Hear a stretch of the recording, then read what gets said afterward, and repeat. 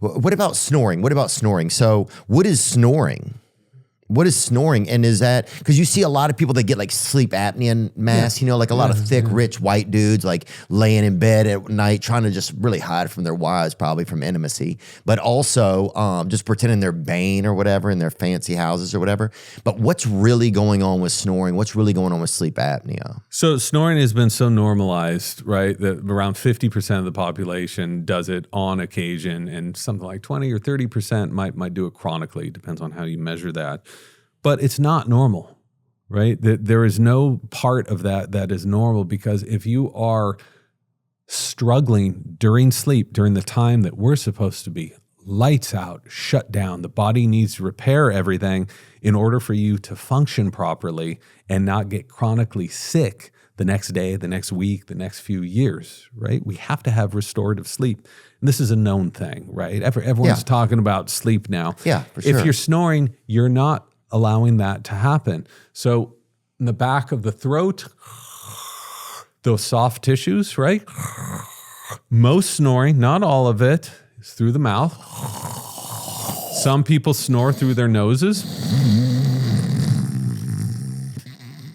What I have learned from a lot of people that have helped people who have chronic snoring issues is there are a lot of things you can do at home to fix this. There's surgeries, which absolutely work. Sometimes with sleep apnea, it's the tongue, other issues. But the first thing is chronic congestion, because what we know is during allergy season, snoring and sleep apnea go through the roof. That's not an accident. That's because your nose gets clogged, right?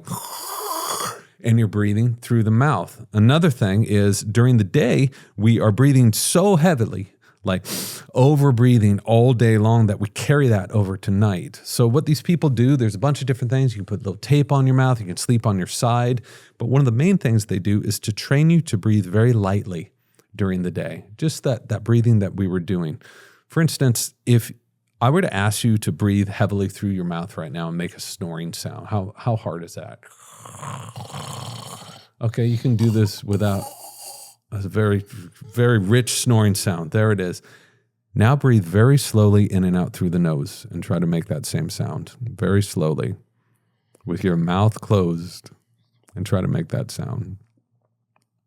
A lot of people say this is a mechanical thing. You're over breathing. I can't do it. There's too much air flowing in.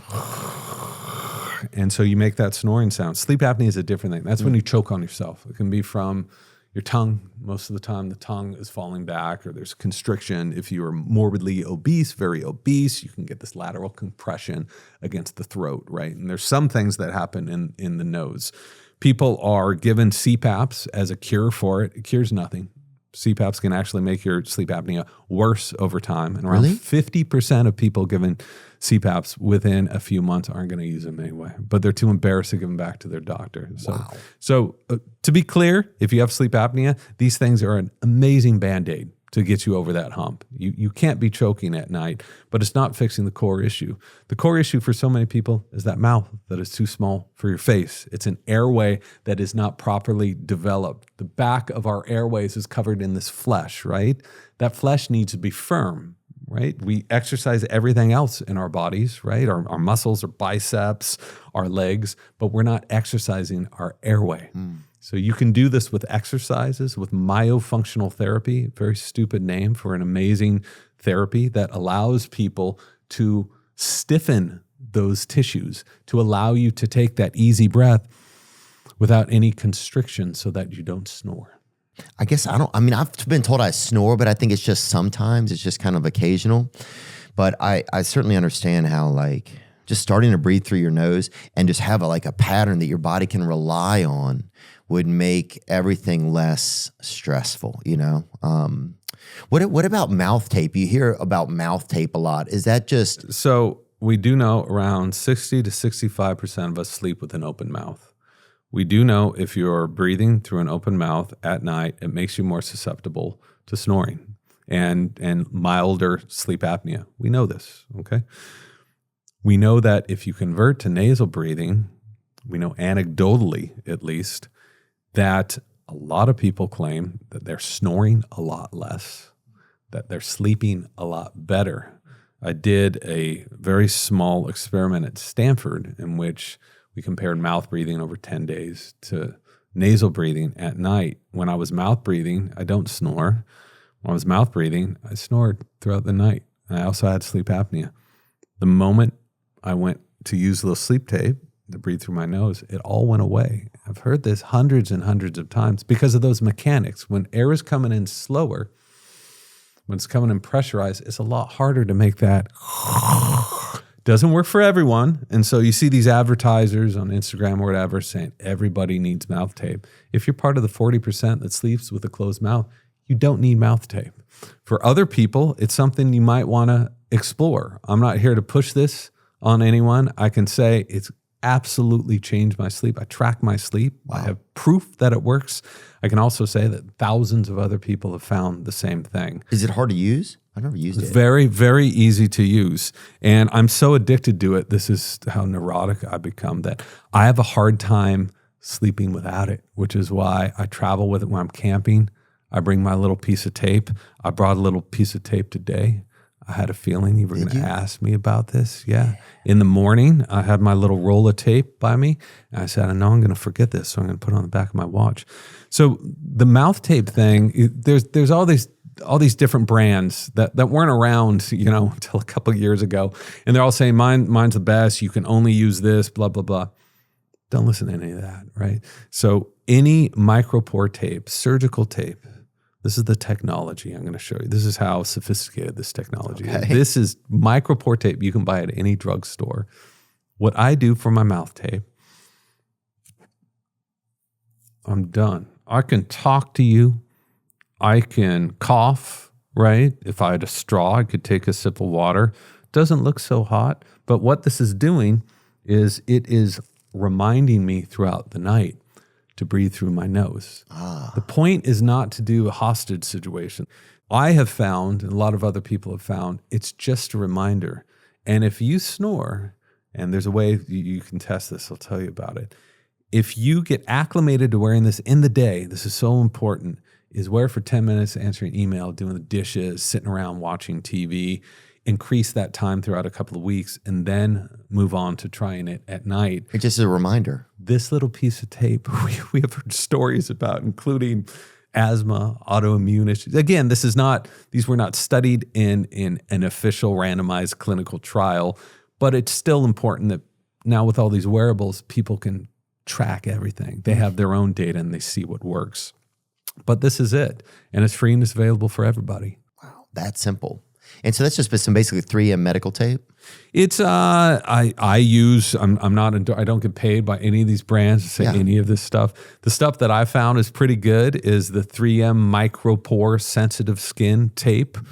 But you can use any other kind of surgical tape. Surgical tape is made to be put on skin and off of skin. What you don't want to use is stuff that has a really thick adhesive, because you don't want chapped lips. And also important, when you take it off, use your tongue. Do not do this. If you rip it off after a couple of days, your lips are going to be chapped. You're never going to want to do it. If you use your tongue to take it off, no hands, you use your tongue, then you're not going to have a problem. I've used this stuff consistently for like 7 years, and I cannot tell you what a difference this made for my sleep. I didn't think I was a mouth breather at night until I tested it, until I saw the difference. Just as you saw, you're like, oh, I'm just going to take a few breaths for 15 seconds. You're like, wow, I feel so much better. Try to do this at night if you're a mouth breather, and you're going to wake up the next morning and be like, oh my God, I have so much more energy. I have so much more clarity. Wow. I want to try that. Yeah, because I've heard about it. And I guess it also just trains you to breathe through your nose more. Trains you to breathe through your nose, and that's especially important at night. And then in the morning, you're already habituated to breathing through your nose. Yeah, does that roll over to the daytime where your brain, you just start getting used to it? Is it really good practice for breathing through your nose? I was a mouth breather my whole life. When I was surfing, when I was doing exercising, doing martial arts, whatever, I was breathing through my mouth. Nobody told me to do otherwise, right? Once I converted, even started doing it during exercise, I had so much more energy. My recovery time was cut in half by just doing this. So I started at the nighttime, right? And then it was so much easier to do in the daytime because your nose gets used to it. It's like, oh, I can't be congested now, right? This is the primary way in which you're breathing. And for a lot of people, things clear up pretty soon. For some people who have structural issues, deviated septum, problems with their turbinates, whatever, you need surgery. You need other more deeper interventions. But for a lot of people, it's just a habit you need to create. Yeah. Having some new habits for yourself. Yeah. It's just, this is so good to have a nice, just a reminder. And especially right now in my life, because one of the big things for me is you just feel overwhelmed a lot. What about nasal strips? People use those a lot. I use those sometimes. They're great. Helps me. They're amazing. Right now, if you take your fingers, right, and go like this, is that easier for you to breathe this way? So nice. Then you are a good candidate for nasal strips, right? So many people have issues with their nostrils. Nostrils aren't big enough, or they flutter when you take an inhale in. And this is called the Cottles maneuver. Some guy had to name it after himself, of course. But nasal strips will open up your nostrils to the way they were supposed to have been. God, right? I like that. Around 30% more airflow. And this is why they're marketed to people who suffer from snoring. There's a brand called Mute. I've tried them. I don't get any money from any of this. I thought they were okay. They go in your nose. I didn't like that feeling. Yeah. It's like this corkscrew thing that goes in your nose, but they're called Mute because they mute you at night from snoring because they allow all that airflow up through your nose. Oh, and so our noses are supposed to have more intake because we're supposed to breathe through it more. We're not supposed to be this congested. No other animal is this congested. You see a bear out there that's just like, I have seasonal allergies and asthma. I can't get up today. Oh yeah, like it doesn't if you exist. saw a bear who's just out there mouth breathing all the time, you're like, look at this freaking, look at this bastard over here.